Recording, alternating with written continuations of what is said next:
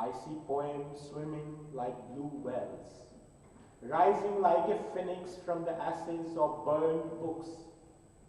I see poems smiling, whispering to me in weird voices. So what is poetry? Poetry has been a riddle for the poets, for the poetry readers, and most of all for the publishers. My publisher is here, so most of all for the publishers. And poetry is like, it's like a giant animal, it's like an elephant, and the poets and the poetry readers are like blind men. Every poet, every reader has his own definition of poetry. And look at some of these. Goethe, the great German poet, he said that those who had no ears for poetry and music were barbarians. Might sound a bit extreme, very strong, but this was echoed by Kavi Bhartrihari when he said, Sahitya Sangeet Kala Vihina Sakshatya Pashu Puch Vishan Vihina. So those who, you understand Sanskrit, he lived in 5th century Common Era. And Goethe, who lived much later, they have the same views, that those who don't understand and appreciate poetry are like animals, are barbarians. And most of all publishers don't understand poetry. But not my publisher, who understood the value of poetry. Let's see what English poet William Wordsworth had to say. He said poetry is a spontaneous flow of powerful, or a spontaneous overflow of powerful emotions. And this was also echoed by Sumitra Nandan Pant. He said, Viyogi hoga pehla kabhi, आह से उपजा होगा गान, उमड़ कर आंखों से चुपचाप बही होगी कविता अंजान. But problem with these two definitions, as the problem with the definition of blind men were, they forgot about the art and craft of poetry. So it's not just emotions overflowing on the paper. It's much more than that. So the best friend of William Wordsworth, Samuel Taylor Coleridge, he said poetry is best words in best order. So how do you define best words in best order? Prose could also have best words in best order. Charles Dickens, who is not known as a poet, he also had some ideas on poetry, and he said that poetry made life criticism of life, and poets were nagging creatures who keep on complaining all the time. But echoing the sentiments of Goethe and Bhartrihari, the Russian Nobel laureate Joseph Brodsky said that and which is to be noted, that what distinguishes us from other members of the animal kingdom is speech, then literature, and poetry in particular, being the highest form of locution. And he went to the extent saying poetry is the goal of our species. And why did he say so? He said that Brodsky shared that poetry is a unique art, like no other. He believed that, and he elaborated on this idea, on the uniqueness of poetry, saying that there are three modes of cognition, the way we understand our world: analytical, intuitive, and any guesses, the third one? And revelation. And poetry is the only art form which which uses all three of these at the same time, simultaneously, gravitating primarily towards intuitive and revelation.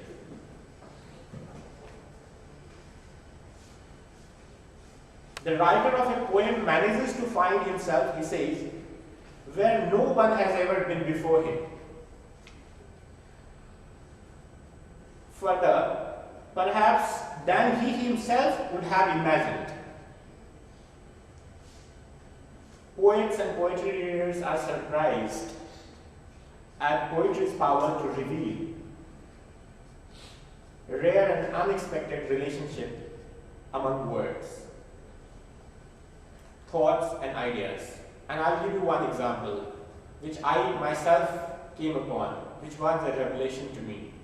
When I wrote this poem called Quark of a Poet, blossoming in the subatomic space, writing the universe.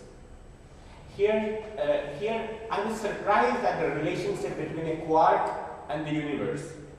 And not universe as one word, but universe. So one verse. And the quark became the poet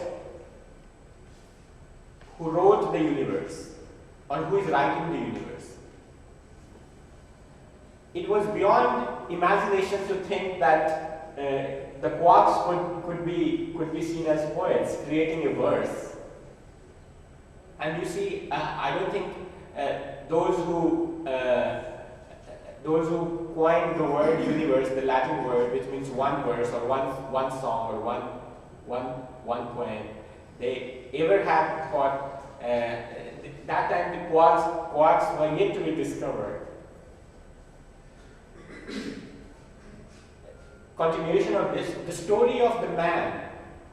See the revelation here. The story of the man written in acidic double helix, where the soul hides. The relationship between acidic double helix, soul, and the story of the man. And it's a revelation. DNA was found much later, acidic double helix. But the soul, the idea about the soul and kind of creating a relationship between the soul and DNA. So where does the soul hide? We know that, now we know that our story is written in our DNA. But poetry is capable of that revelation.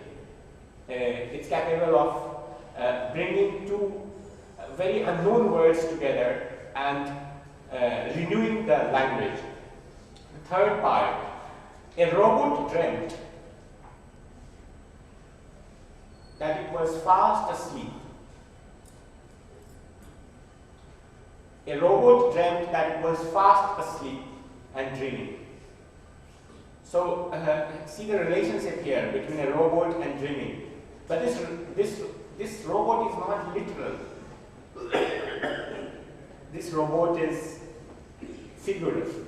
This robot is you and I who have lost sleep. And this robot who have started dreaming, and in its dreams it only dreams of now that there would have been a little bit of sleep. That robot what the mankind has become or is becoming. Pablo Neruda, one of the greatest poets of the 20th century, believes that poetry reveals the secret manifestations of the nature. He writes in his memoirs, "I believe that poetry is an action, ephemeral or solemn, in which there enter as equal partners solitude and solidarity, emotion and action, the nearness to oneself, the nearness to mankind, and to the secret manifestations of nature." Here is a poem, my poem titled Neem, which you see all around Delhi, one of the most ubiquitous or widely found trees in Delhi. And the revelation, see the Neem and the history of Delhi, or Neem and Delhi. Under my ubiquitous shade lie scattered cities of Delhi. I and Delhi are one and the same. My yellow greenish fruits, delicious when ripe, bitter when raw. Only the wise know the difference. The great poet from the Caribbean, Derek Walcott, echoed the sentiments of Brodsky and Neruda when he spoke in his Nobel lecture. Poetry is perfection sweet, but which must seem as fresh as the raindrops on a statue's brow. Combines the natural and memorial. It conjugates both tenses simultaneously, the past and the present. If the past is the sculpture and the present the bits of dew or rain on the forehead of the past, there is the buried language and there is the individual vocabulary. And process of poetry is one of excavation and self-discovery. So mark these words, the process of poetry is of self-discovery and of excavation. And not long ago we lost one of the great poets who, Seamus Heaney. And Seamus Heaney called this process of excavation as digging in his eponymous poem called Digging. And he said, between my finger and my thumb, the squat pane rests, snug as a gun.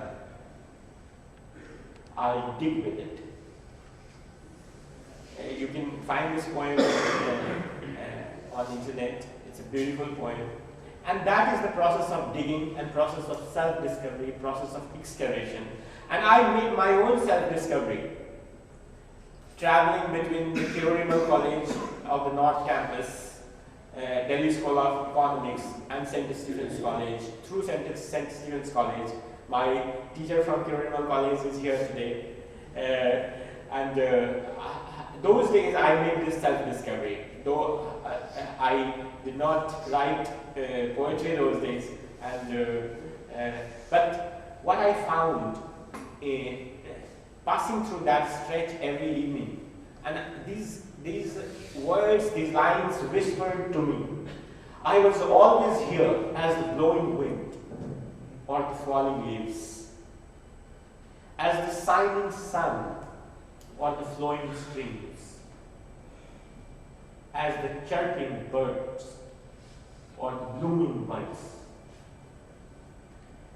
as the blue sky, as the empty space. I was never born. I didn't die. That was the discovery. And that discovery was not possible through prose. That discovery would only happen through poetry. And that's the power of poetry I want to share today with you. As a man, Seamus Heaney, back to Seamus Heaney, as a man dedicated to poetic form, he observed, poetic form is both the ship and the anchor. What the necessary poetry always does, which is to touch the base of our sympathetic nature while taking in at the same time the unsympathetic nature of the world to which that nature is constantly exposed.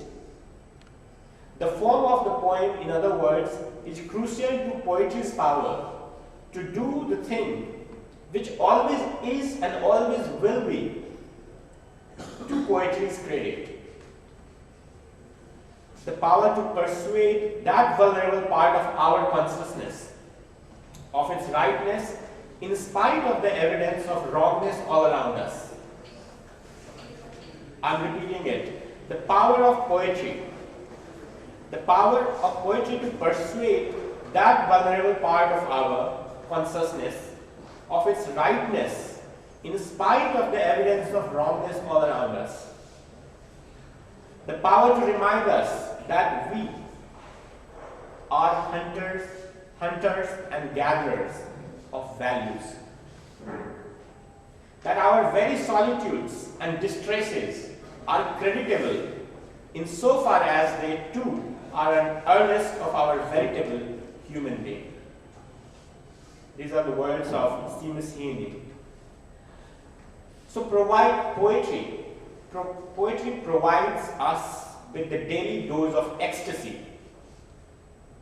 It takes us to a higher plane of existence, away from our quotidian existence. Emerson says, "Take all away from me. Take all away from me, but leave me poetry." And I believe poetry liberates. It truly liberates. So why not to write them? Then why not write poetry? Poetry, until publishers are happy, you can keep it. But why not write poetry? As per Brodsky, a person sets out to write a poem for a variety of reasons. And the first of all, poetry is any poet, I can bet on this, that the first poem of any poet is a love poem. So a poet or somebody who starts writing poetry does it for a variety of reasons: to win the heart of his beloved, to express his attitude towards the reality surrounding him, be it a landscape or a state, to capture his state of mind at a given instant, or to leave a trace on the earth. To leave a trace on the earth. And the poetry writing evolves with time. From love poems, which is the first form of poetry that comes from a poet evolves, and the highest state of writing poetry, or the highest state of achieving in poetry, highest state of when the poet becomes the voice of the voiceless. His poems start speaking on behalf of the voiceless objects, or the voiceless class, or the voiceless individuals. And that's the journey of poetry, from love poems to the voice of the voiceless. And Brodsky adds further, one who writes a poem, however, writes it not because he counts fame and posterity, although often he hopes that a poem will outlive him. Often poets hope that poem will outlive him, at least briefly. One who writes a poem writes it because the language prompts or simply dictates. The next line. Beginning a poem, the poet as a rule does not know the way it's going to come out, and at times God carries further that he reckoned. And that is the moment. And that is the moment when the future of language invades its present. I started writing poetry to express my inner awe and angst, the wonder and disgust I felt in Moscow. The river of poetry started flowing out of me. There was nothing stopping it. It was Wordsworthian in that sense, the spontaneous overflow of powerful emotions.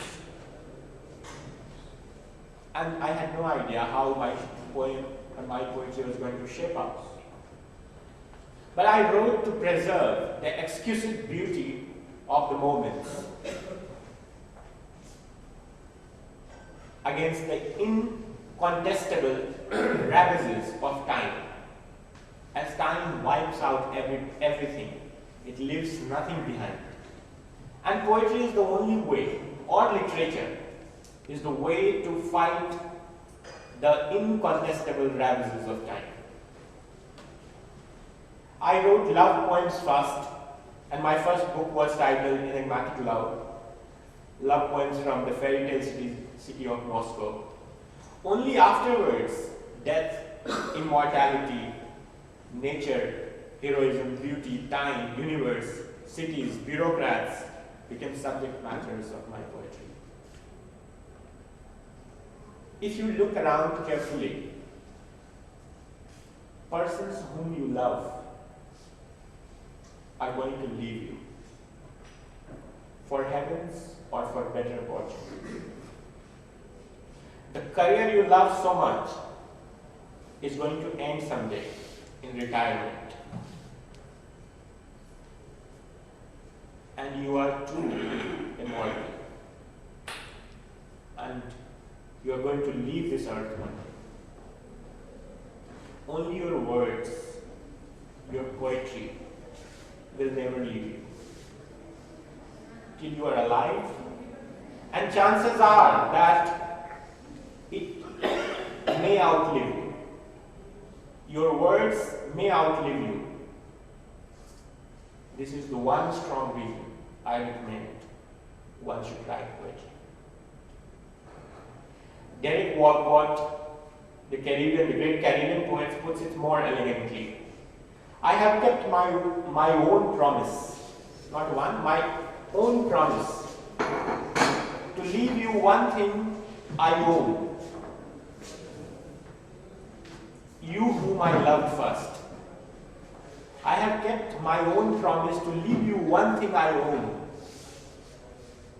You whom I loved first, my poetry. So how should poetry be? Maria Tsvetaeva believed that poetry should be delirious and lucid. The very nature of the voice in the written poetry must be metaphorical, not literal. And this might be one of the reasons that poetry is a scholar's art. It is esoteric, accessible to very few. But should it be that way? Is Kabir less metaphorical in his pithy couplets? Is Shakespeare esoteric in his sonnets? So, another great writer on poetry, Edward Hurst, suggests in his book how to read a poem and to fall in love with poetry. In great poetry, there is always a dialogue between the individual and history. There is powerful dialectic operating in our lives between the individual, between the reality and imagination, between history and philosophy, between the temporal and eternal. Two contradictory elements meet in poetry: ecstasy and irony. And there is no ideal form, length, or content of poetry, whether it be only approximations. Each poet in society values its own poetry. Truck drivers all across South Asia cherish their own poetry, as Philip Larkin or Sharon Wold do, or the lovers of Sarah Shire do. Kabir with his pithy couplets, Walt Whitman with his long prose poems, each poet their own. And that's the freedom of poetry. It's not as I started my talk, that there is no one definition, and there is no one ideal poetry. That's why poetry is a great art. Now, coming to the poets, many of us, here are poets who have come here, and I can see them, artists, and one publisher. So, Many of us write poetry. Few of us are published poets whose works have appeared in various poetry anthologies. But how many poets are sure about being poets? How many of you go around saying I'm a poet? About their art or about our art and craft of poetry? How many of us? So Wisława Szymborska, the winner of Nobel Prize in Literature in 1996, in her Nobel lecture, which was interestingly titled The Poet and the World, said, contemporary poets are skeptical and suspicious, even or perhaps especially about themselves. They publicly confess to being poets only reluctantly, as if they were a little ashamed of it. Maria Tsvetaeva, who was before Wisława Szymborska, said that we are poets, has the sound of the outcast, that we are away from the society, we are poets, keep away, sort of. The poet confronted, and then Pablo Neruda very elegantly puts in his memoirs, the poet confronted nature's phenomena, and in early ages called himself a priest to safeguard his vocation. So he wanted to save his job, and the poet disguised himself as the priest. Today's social poet is still a member of the earliest order of priests. In the old days, he made his pact with the darkness, and now he must interpret the light. The word poet comes from the Greek word poiesis, which means making. And a poet is foremost a maker. A poet's function is not to experience the poetic state. His function is to create it in others. A poet is recognized by the simple fact that he causes his reader to become inspired, and that's at the bottom of it, is the role of a poet. As I said, a poet never speaks directly or literally or writes literally. There is always a phantasmagory, figure of speech involved in his writings. And I have a poem here for you which is full of it. My smell, my nakedness. My smell, my nakedness. It's Delhi speaking, not me. It's a poem titled Delhi. My smell, my nakedness entices hordes of human flesh. From far away lands, traders, emperors, marauders.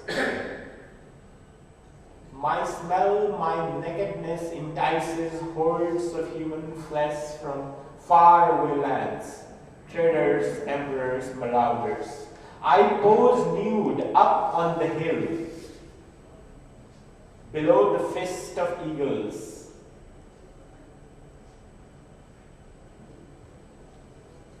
Possessed, intoxicated. Fist of eagles, possessed, intoxicated. There is another poem which is about a very touristy place in Nepal. It's called Chitwan. Chitwan is a place, it's a national park where lots of people go. And this is a poem on Chitwan. Lots of people go there elephant riding, get rhino watching, etc. and croc spotting. A river full of crocs.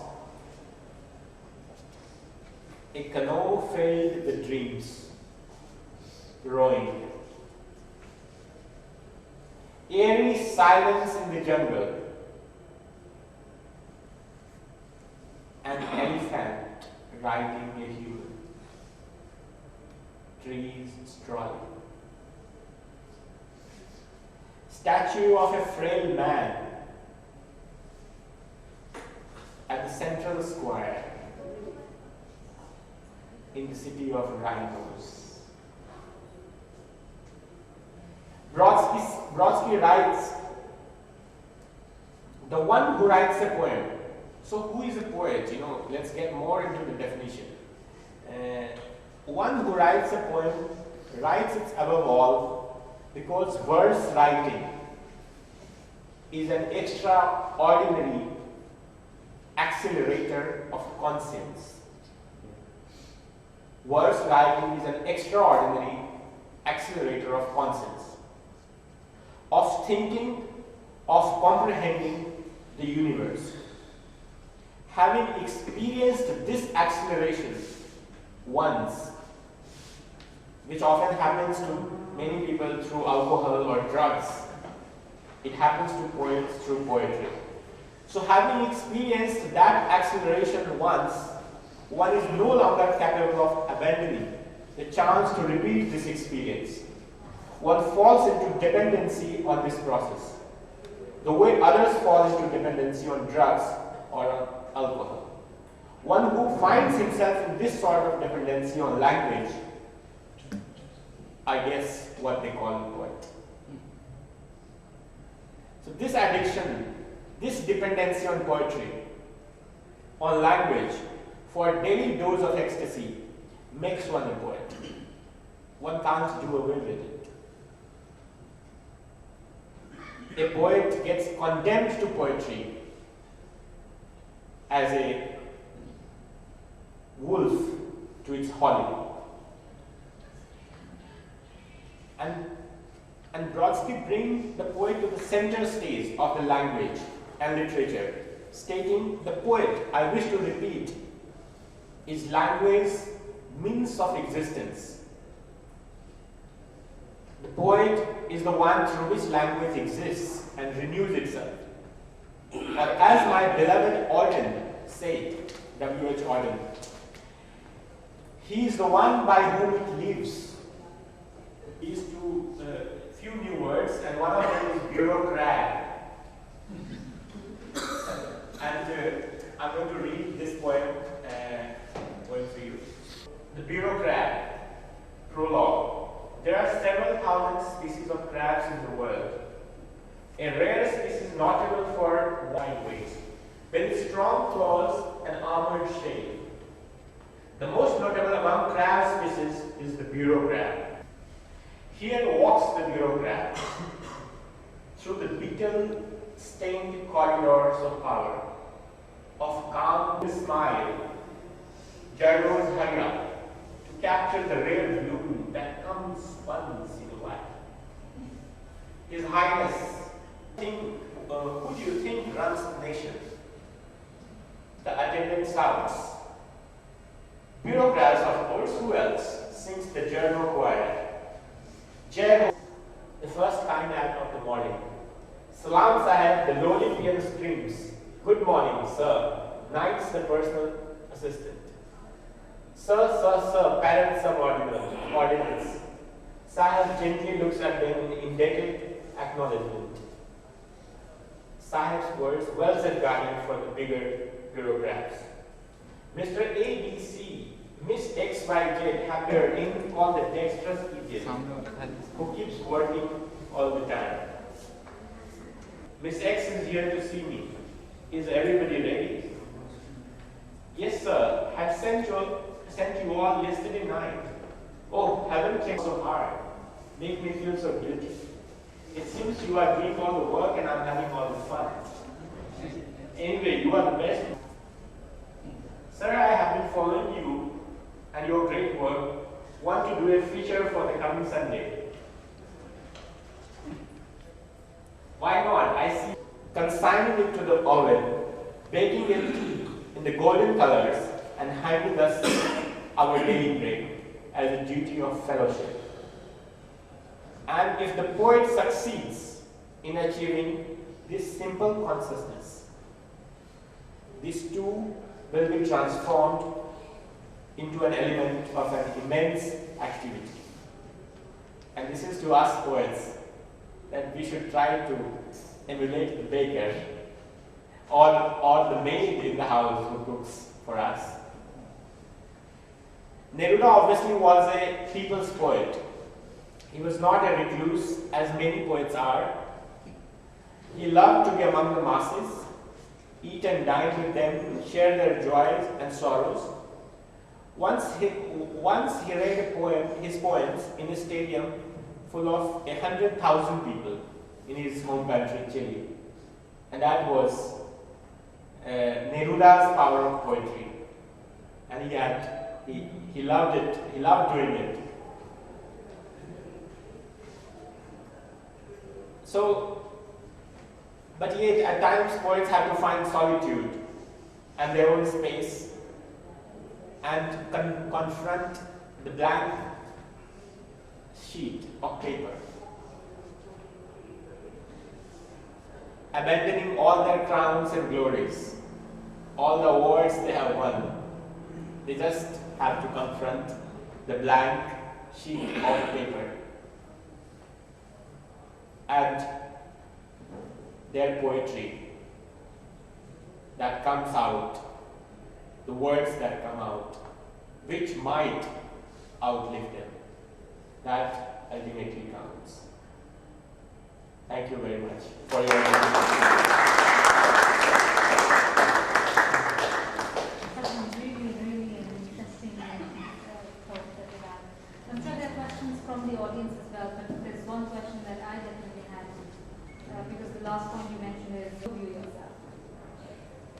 I'm a planet's poet. You know, all my poetry is again for those who, in the end, those who haven't seen it.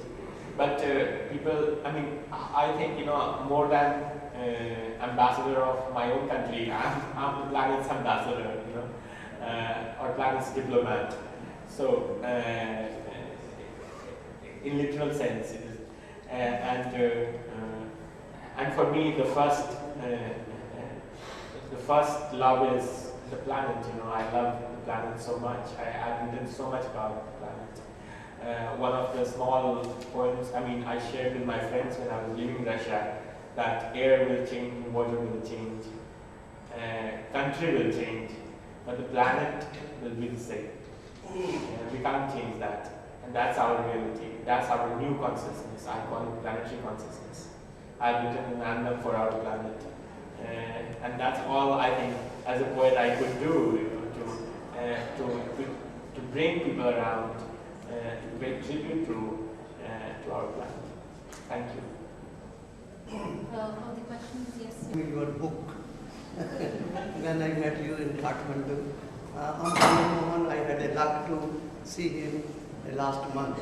Now, amongst all these definitions which you have given, my very true assessment about you as a poet is that you have succeeded in bringing out the hidden truth of the historical figures, as your forthcoming book, Seduction of Delhi and the Historical Figures, reveals. I have never come across a poem on Dara Shikoh, which you have described because you wanted to excavate the truth of Dara Shikoh as a scholar who has been deceived, who rather he was to inherit the throne after Shah Jahan, but his treacherous brother Aurangzeb, of course, assassinated him. And here the poem is that we find Aurangzeb rode in Delhi, but not Dara Shikoh. That is the beauty of the truth. Also add, a true poet is able to describe the emotion. I said during my talk that, you know, the great poetry is always a dialogue between the individual and history. It's not only dialogue between the contemporaries. It's dialogue between those who have left this planet and those who are generations which are yet to come. And ultimately, the greatest poetry which I shared with you is the voice of the voiceless. Those who are not here to voice their their opinions or their viewpoints. I think, and in my forthcoming book, Seduction of Delhi, which is for also publishers' information, is there I am absent as a poet. All the monuments of Delhi speak, all the historical personalities they speak themselves, the security guards speak, the flower girl who sells flowers at our traffic points, they speak for themselves, maids speak. So I've left it to them to say their words. Called The Dark Side of Life, which I happened to read on the internet. And this is one poem which has really impressed me most of all, because here you have really tried to say how life is trying to preserve itself. It's kind of played tricks with the human beings. The man thinks that he is the best species, but it's the life that is playing the trick to, propagate life. Exactly. So I would like, I would request you to elaborate it a little bit more, because this is something which has been coming to my mind also so many times. Like they say, human beings are the best species, but who knows? Dinosaurs must be thinking that they are the best species.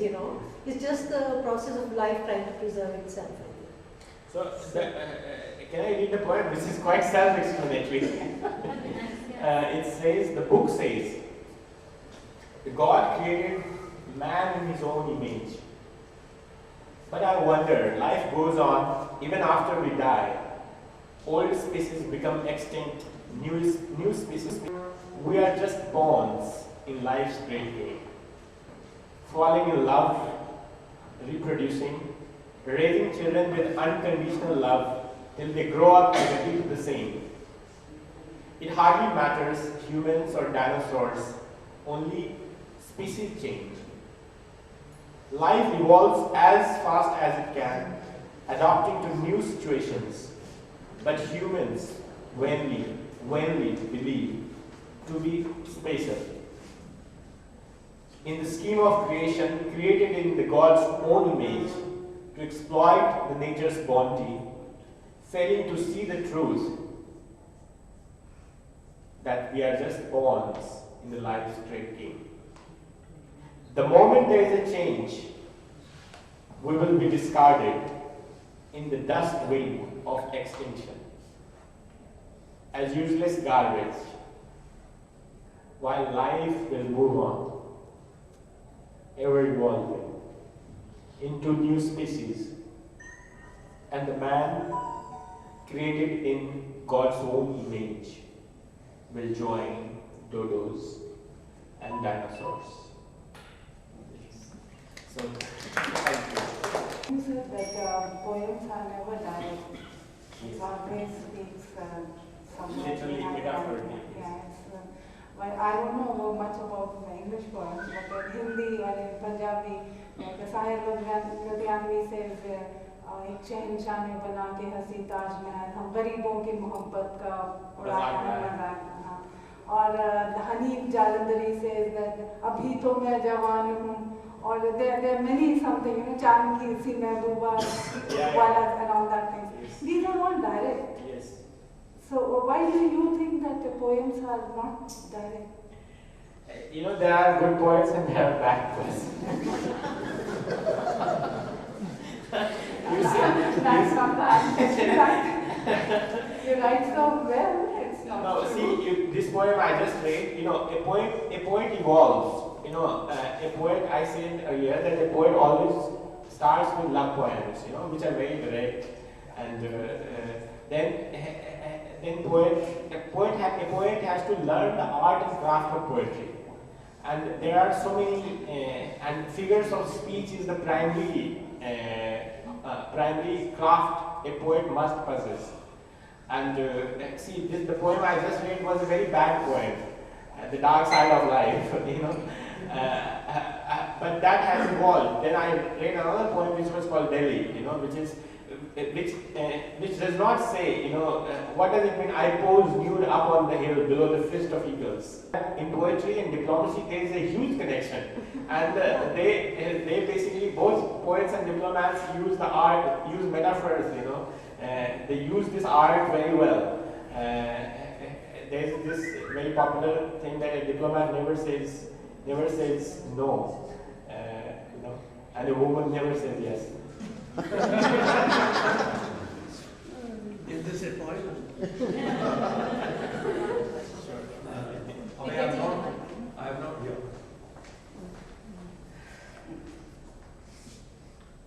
Abhay, I have not read your poetry as yet, but I must confess that I wrote a work in defense of poetry. And you say that your poetry is such a strong power on our lives that, like listening to you in this complex, chaotic world, I felt it was like oasis in the desert. I'm not been. I haven't chosen poetry. Poetry had chosen me, first of all. And thank you so much for your compliment and your kind words. May I know your name? I teach English University there. Wonderful. So poetry had chosen me. In fact, my first book is a memoir. It's a prose book, and it was published in 2007, which is my journey from Nalanda in Bihar up to foreign service, and it ends there, Missouri, National Academy of Administration, Missouri. But when people read that book, they found that the prose is there, but all that prose is in poetic flow. I mean, it has such poetic flow that, and in the middle I break from prose into poetry in that book. So I discovered that I'm a poetry person. I mean, if you have heard about the literature's great divide between poetry and prose and so on, a very good essay in New Yorker which appeared a long time ago. So I found that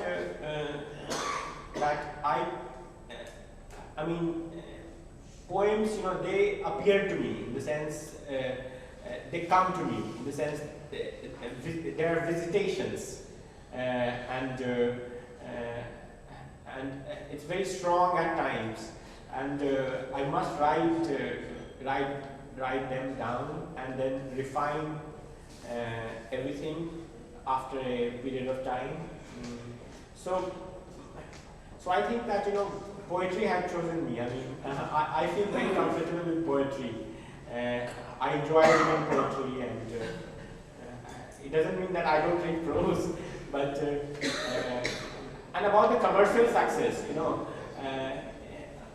I'm not sure, because I'm pretty successful person. I have a very good career, and I don't need any money to make from my books.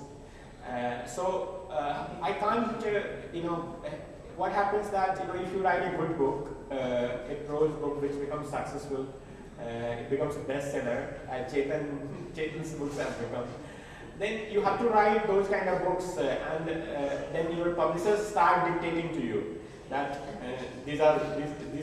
you write this, and your next book should be like that.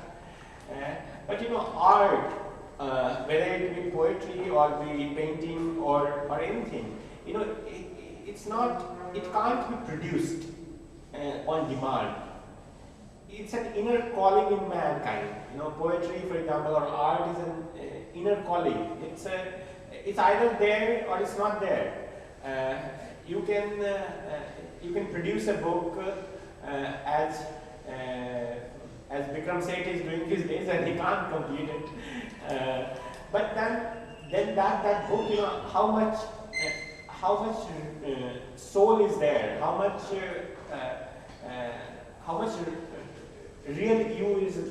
real craft and art is there? That's debatable.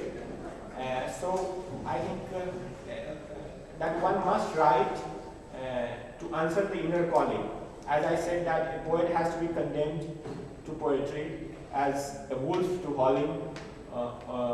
So that's it. I mean, there is no other way, and I think I have been able to. Thank you. think we have one more question, and Abhay, maybe we can stop after this and we can take the questions with the group. It was an excellent talk, Abhay. I really enjoyed it. And just the Our species, that is it. goal of our species, or and that it's only very specific to human beings. So in that connection, No, he said a those who do speech. not. First, when you frame the question, let me clarify. That he said the speeches say that poetry is only. Well, given that, do you think that those who do not love poetry are a bit subhuman? That was said by Goethe and Bhartrihari. Goethe said that. What's your take? Goethe said, let me first say, quote Goethe, that those who have no ears for poetry and music are barbarians. And Bhartrihari said that Sahitya Sangeet Kala Vihina Shakshat Pashu Puch Vishan Hina Vishanahina Puch Vishanahina. So these are what Goethe and Bhartrihari are saying. I am not defending them. I have music. You saw the combination of music and poetry here. A song. Can I okay, we'll take that as last question. There's no questions with rings yet. Okay. Your I didn't say that. They are not me, but generally. I said your words. Yeah. I said your loved ones will leave you. Your career will end one day. You will also leave this planet. Okay. But there is a chance that your words, your poems, Will remain back. might outlive you. Okay, but there are some people who say that deeds, the words, they remain back in the. Okay, fine. I'm in confusion whether deeds or the poetry. No, it's not either or. Both. It's of course your words. I mean your deeds. Poetry is also part of your deeds, isn't it? Okay, I will do research on that. Thank you so much, Shaguna. We are British Council.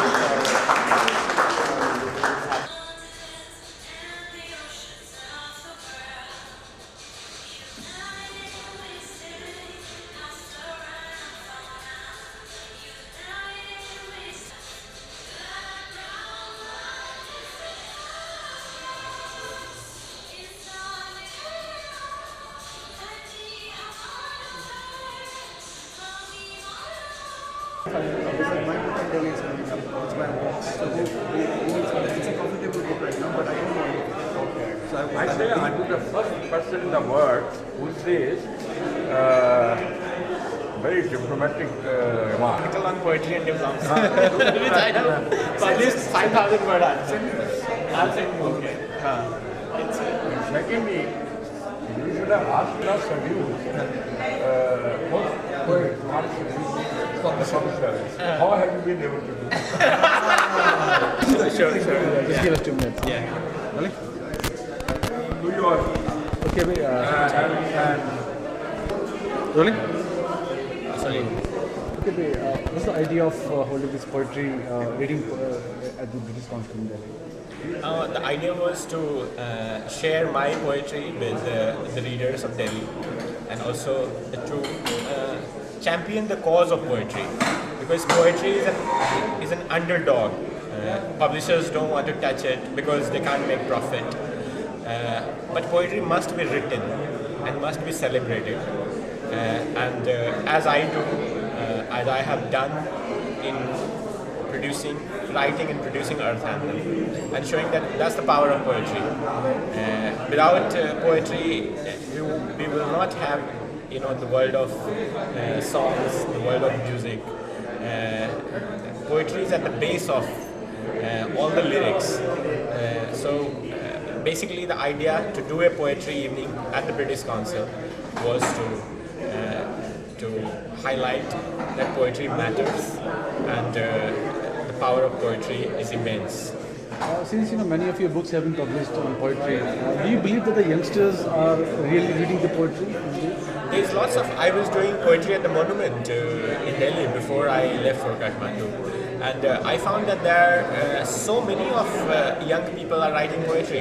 In fact, tomorrow I'm judging the poetry section of the IIT Delhi's Literature Festival, Literati, and I'm surprised to see that engineers are writing poetry, and poetry is being written by doctors, engineers from all kind of young people are writing it, and it's very hard for me to judge which poetry is good, which poetry is bad, but the hard decision has to be made.